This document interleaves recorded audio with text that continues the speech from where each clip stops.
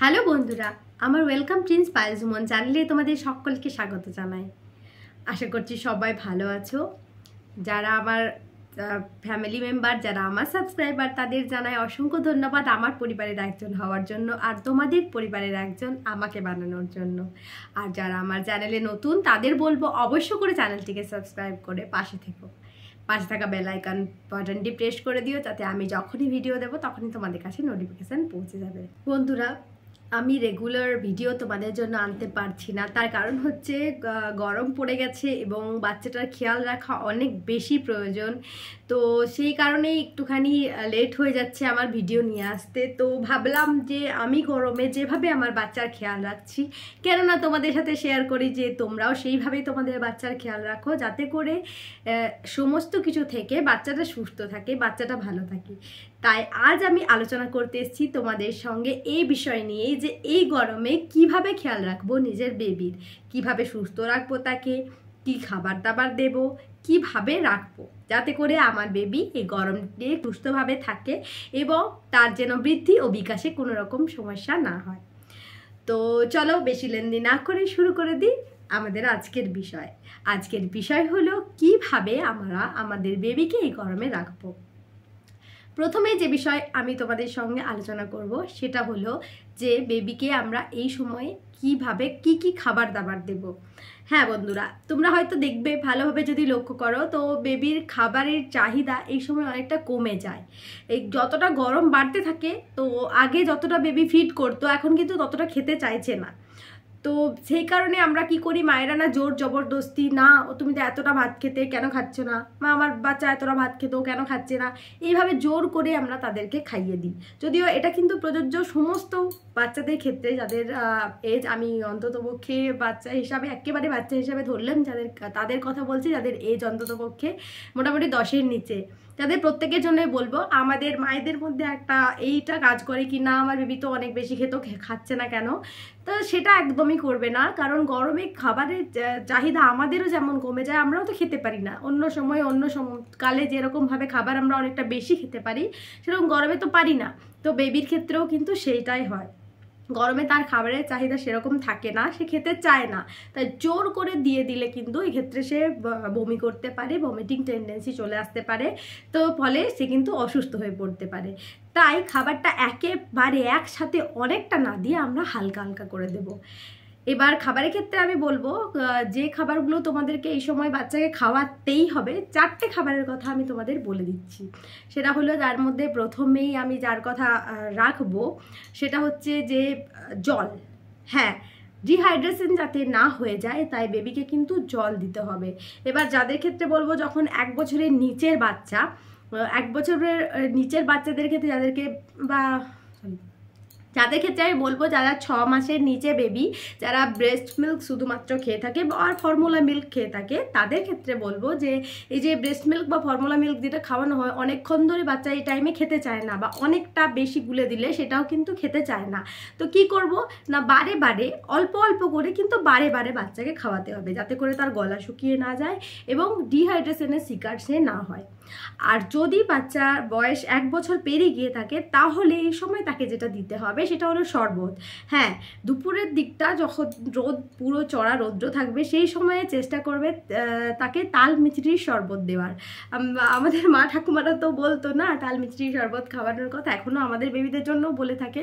তো আমি আমার বেবিকে মোটামুটি 6 মাসের পর থেকে কিন্তু এই তাল মিছরি গরম ফুটানো যে জল থাকে সেই জলটা ঠান্ডা করে তার মধ্যে তাল মিছরি ভিজিয়ে রেখে দিই, এবং সেটা অল্প অল্প করে যতক্ষণ না পর্যন্ত সন্ধে হয় ততক্ষণ পর্যন্ত কিন্তু তাকে সেই জলটাই দিতে থাকি। এবং সন্ধ্যের পর আর তাকে তালমিছরির জল দিই না, তারপর যে জল দেওয়া হয় সেটা এরকম সাদা জল থাকে, তার মধ্যে আর কিছু শরবতের ভাব থাকে না।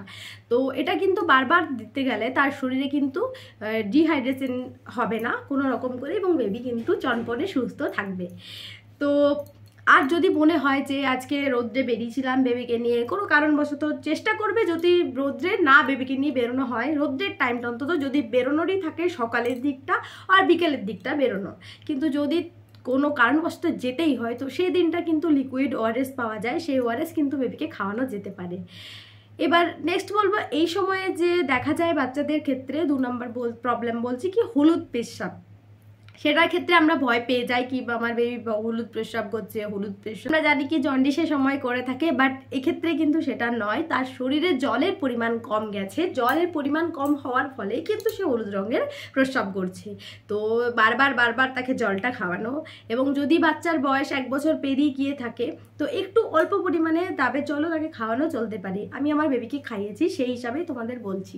তো বিশেষত 1 বছর বাচ্চা হলে অল্প, যদিও তাকে শরবত দিলেই কাজ হবে। আর যদি তোমার বাচ্চার বয়স 2-3 বছর ক্রস করে গিয়ে থাকে তাহলে কিন্তু দুপুরের দিকটা তাকে ডাবের জলটা দেওয়া যেতে পারে। এবার নেক্সট যে জিনিসটা খাওয়ানোর কথা বলবো, সপ্তাহে 1 দিন হলেও যদি পাকা পেঁপে, যদি বাচ্চার বয়স 1 বছর পেরিয়ে গিয়ে থাকে, আবারও বলছি, তাহলে কিন্তু সপ্তাহে 1 দিন হলেও তাকে পাকা পেঁপে দেওয়া যেতে পারে। এটা কিন্তু শরীরের জন্য তার খুব ভালো। আর 1 বছর পেরিয়ে গেলে তাকে টক দই দেওয়া যেতে পারে ভাতের সঙ্গে মিশিয়ে, বা বাড়িতে যে দুধ দিয়েছে দই পেতে, সেই দই মানে ভালো দই হতে হবে, কি বাজারের মিষ্টি দই কেনা দই সেই দই নয়, টক দই বাড়িতেই পাওয়া যায়। গ্রামের দিকে আমাদের তো খলাই করে বিক্রি করতে আনে, গোয়ালারা থাকে, তো সেই দই কিন্তু বাড়িতে পেতে তৈরি করা যেতে পারে। সেই দইও কিন্তু বাচ্চাকে ভাতের সঙ্গে মেখে একটুখানি দুপুরের দিকে খাওয়ানো যেতে পারে। আর যেটা খাওয়ানো চলতে পারে কলা, হ্যাঁ, যেটা পুজোর কলা আমরা কিনে থাকি, সেই ছোট কলা কিন্তু বাচ্চাকে দেওয়া যেতে পারে। তবে চেষ্টা করবে ফলটা কিন্তু বিকেলের আগেই দেওয়ার, মোটামুটি 5টার আগে পর্যন্ত যা ফল দেওয়া সেটা দিয়ে দেওয়া, 5টার পর আর বাচ্চাকে ফল দেওয়া চলবে না। এবার নেক্সট এটা বলবো কি, খাওয়া দাওয়া একটু কম পরিমাণে করলেও ভয়ের কিছু নেই, গরমের জন্য সেটা করছে। আবার যখন আস্তে আস্তে গরমটা তার ধাতস্থ হয়ে যাবে, তখন আস্তে আস্তে আবার খাওয়া দাওয়া ঠিকঠাক পর্যায়ে ঠিকঠাক পজিশনে চলে আসবে, তাই ভয় পাওয়ার কিছু নেই। এই টাইমে বাচ্চাদের খাওয়া দাওয়া কম হওয়ার জন্য ওয়েট একটু কমে যায়, মায়েরা টেনশন নেয়, তো টেনশন নেওয়ার কিছু ব্যাপার নেই। তো এই গেল খাওয়া দাওয়ার বিষয়। নেক্সট যেটা বলবো সেটা হচ্ছে স্নান। হ্যাঁ, আমাদের মনে হতে পারে কি বাচ্চাকে প্রতিদিন স্নান করিয়ে দেবো, বাচ্চার তো সর্দি করে যাবে, বাচ্চার তো শরীর খারাপ হয়ে যাবে, কিন্তু এতটাই গরম পড়ে গেছে, এই গরমে যদি বেবিকে স্নান না করানো হয় সেটা কিন্তু তার জন্য বেশি ক্ষতিকর হয়ে যাবে। তাই মাথায় জল দিয়ে প্রতিদিন বাচ্চাকে স্নান করানো উচিত। তবে সেই স্নানটা কিন্তু যতটা সম্ভব আগের দিকে, মানে 12টা বাজার, দুপুর 12টা বাজার আগে স্নানটা করিয়ে নিতে হবে। তো স্নান করানোর জন্য আমি বলবো আগে তেলের মালিশ দিয়ে দিতে। যেমন শীতকালে আমরা কি করতাম কি, বাচ্চাকে 2-3 বার করে তেলের মালিশ দিতাম, কিন্তু গরমের এই চ্যাটচ্যাটে গরমে যদি বাচ্চাকে 2-3 বার করে তেলের মালিশ দেওয়া হয়, বাচ্চাও বিরক্তি হবে এবং তার ভালো লাগার থেকে বেশি কষ্ট বোধ হবে। তো সেই কারণে যদি রাতের দিকে আরও কোথাও তেল মালিশ দিতেই হয়, সেটা পায়ে তেল মালিশ দেওয়া চলতেই পারে, কিন্তু সারা শরীরে, গায়ে, মাথায়, মুখে তাকে তেল মালিশ দেওয়াটা কিন্তু ঠিক নয়। হ্যাঁ, তেল মালিশ তাহলে আমরা কখন দেবো, তা স্নানের আগে। স্নানের আগে আমরা বাচ্চাকে ভালোভাবে তেল মালিশ দিয়ে তাকে আমরা স্নান করিয়ে দেবো। এবং সপ্তাহে 1 দিন অন্তত পক্ষে, প্রতিদিন না হলে সপ্তাহে 1 দিন শ্যাম্পু এবং 1 দিন সাবান, এই দুটো জিনিস দিয়ে কিন্তু তাকে স্নান করাতে হবে। কারণ শ্যাম্পু আর সাবান একই দিনে দিয়ে দিলে বাচ্চার ঠান্ডা লাগার ব্যাপারটা থেকে যায়, ঠান্ডা লেগে যেতে পারে। তাই একই দিনে না করে, আমাদের যেহেতু সপ্তাহে 7টা দিন রয়েছে আলাদা আলাদা, তো সেই কারণেই 1 দিন শ্যাম্পু 1 দিন সাবান দিয়ে আলাদা আলাদাভাবে স্নান করিয়ে দেওয়া যেতে পারে। আর স্নানের পর তাকে কোনো রকম করে কিন্তু ঘুমোতে দেওয়া চলবে না, অন্তত পক্ষে খুব কম হলেও ঘড়ির কাঁটা দেখে 20 মিনিট কিন্তু তাকে জাগিয়ে রাখতেই হবে। এদিক ওদিক ঘুরিয়ে যেভাবে হোক চেষ্টা করবে যেন জেগে থাকে। কোনো কোনো ক্ষেত্রে ঘুমিয়ে যায়, তো সেক্ষেত্রে কি করে, পাখা যদি চালায়, যেহেতু গরম পাখাও চালাতে হবে, এবং সে ঘুমিয়ে গেছে, তো মাথাটা কিন্তু শুকনো করে দেওয়ার চেষ্টা করবে মুছে ভালোভাবে, এবং তাকে মশারি দিয়ে ঢাকা দিয়ে তারপর কিন্তু ওপরে পাখাটা চালাবে। কিছু প্রবলেম সেরকম নেই, তবে চেষ্টা করবে যেন স্নানের পর কমপক্ষে 20 মিনিট বাচ্চা জেগে থাকে, তারপর সে ঘুমিয়ে যাক, কোনো অসুবিধা কিন্তু নেই। এই গেল স্নানের বিষয়। এরপর নেক্সট যে বিষয় নিয়ে বলবো সেটা হচ্ছে ডাইপার পরানো। হ্যাঁ, এই গরমে ডাইপার কিভাবে বাচ্চাকে পরাবো। যদি অনেকটাই ছোট বাচ্চা হয় তাদের ক্ষেত্রে তো ঘুমটা যেহেতু দরকার, তো খুব বেশি করে প্রতিটা বাচ্চারই ঘুম দরকার, কিন্তু আমি কি বলতে চাইছি কি, তাদের ক্ষেত্রে একটু হয়তো মানে লিক করে গেলেই তারা উঠে যাবে, সেক্ষেত্রে কি করতে হবে না, ঘুমানোর সময়গুলো দুপুরের দিকটা হয়তো ডিপ বাচ্চা ঘুমোয়, নিজের বাচ্চার ঘুম নিজে 1-2 মাস যেতে যেতে বুঝতে পেরে যাবে কি, হ্যাঁ এই টাইমে আমার বাচ্চা ডিপলি ঘুমোয়। তো সেই টাইমটা এবং রাতের টাইমটা, এই টাইম দুটো ডাইপার হয়তো পরালে ভালোভাবে সেই জায়গাটাকে ধুয়ে মানে ভালোভাবে টিস্যু দিয়ে পরিষ্কার করে মুছে তাতে ক্রিম লাগিয়ে দিয়ে ডাইপার পরানোর নিয়ম রয়েছে আলাদা। যদি তোমাদের এই বিষয়ে জানা না থাকে, তোমরা যদি জানতে চাও তাহলে তোমরা কমেন্ট করো, আমি ডাইপার পরানোর নিয়মের আলাদা ভিডিও তোমাদের জন্য নিয়ে আসবো। তো এইভাবে ডাইপার পরানো চলতে পারে, কিন্তু যদি 1 বছরের ওপর বাচ্চা হয়ে থাকে তাহলে আমি তাদের ক্ষেত্রে বলবো যে ডাইপারটাকে একটুখানি অ্যাভয়েড করাটাই বেস্ট হবে। ঘুম তো আমাদের রয়েছে, হ্যাঁ মাদেরকে ঘুমোতে হবে আমি জানি, কিন্তু যদি তবুও তার মাঝে মাঝে একটুখানি উঠে দুপুরের টাইমটা এবং রাতের টাইমটা বাবা মা দুজনকে করতে হবে।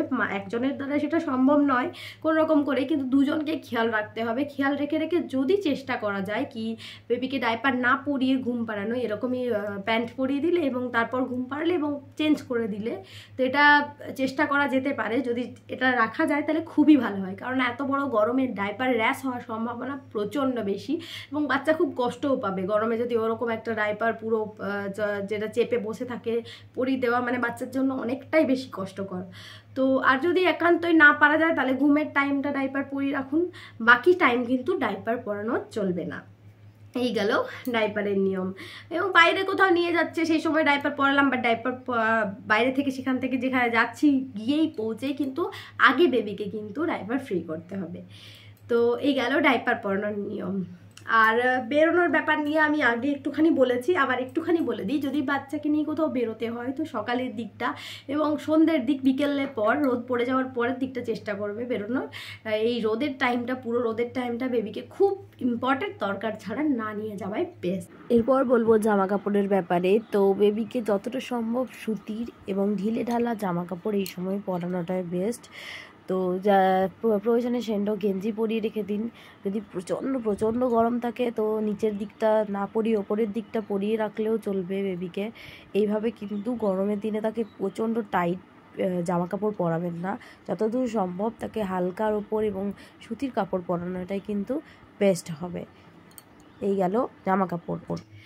এরপর বলবো বাচ্চাকে ঘুম থেকে উঠে যেটা করবে, ঘুম থেকে ওঠার পর তাকে একটুখানি বাইরের আবহাওয়ায় কিন্তু নিয়ে যেতে হবে। হ্যাঁ, প্রতিটা বাচ্চা মানেই পাখি বলতে পারি, বাচ্চা খুব ভোর ওঠে। আমার বাচ্চা যেমন মোটামুটি 5টা সাড়ে 5টা নাগাদও উঠে যায়, এবং ওঠার পর ওকে আমি কি করি না প্রতিদিনই একটুখানি বাইরের আবহাওয়ায় নিয়ে যাই, কারণ সারাটা রাত ফ্যানের নিচে সে ঘুমায়, একটু প্রকৃতির হাওয়া বাতাস দরকার। তো সেই কারণেই তাকে কিন্তু ঘুম থেকে ওঠার পরে একটুখানি বাইরে যদি একটু ঘুরিয়ে নিয়ে আসা যায় তার জন্য খুব বেস্ট হয়, এবং সেই সঙ্গে মায়েরও মর্নিং ওয়াক হয়ে যাবে। তো এটা কিন্তু করতে হবে। তাহলে এই গরমে বাচ্চার কিন্তু খেয়াল মাকে খুব ভালোভাবে রাখতে হবে। তো এগুলো করতে গিয়ে আমার ভিডিও দিতে তোমাদের জন্য লেট হয়ে যাচ্ছে। তো আমি আমার বেবির যেভাবে খেয়াল রাখি তোমাদের বললাম। এবার তোমরা কিন্তু এইভাবেই তোমাদের বেবির খেয়াল রাখো। এই গরমে ভালো থাকো, সুস্থ থাকো, তোমাদের বেবিদেরকেও সুস্থ রাখো। এবং আমার ভিডিও ভালো লাগলে অবশ্যই একটা লাইক করে দিও, চ্যানেলটিকে সাবস্ক্রাইব করে পাশে থাকো এই ধরনের আরও ইনফরমেটিভ ভিডিও পাওয়ার জন্য। আর অনেক অনেক ভালোবাসা দিও। তোমাদের ভালোবাসায় আমার 1K ফ্যামিলি যেন 10K ফ্যামিলিতে পরিণত হয় সেই আশায় থাকলাম। আজকের মতো ভিডিও এখানে শেষ করছি, আবার দেখা হবে অন্য ভিডিওতে। ততক্ষণ পর্যন্ত টাটা।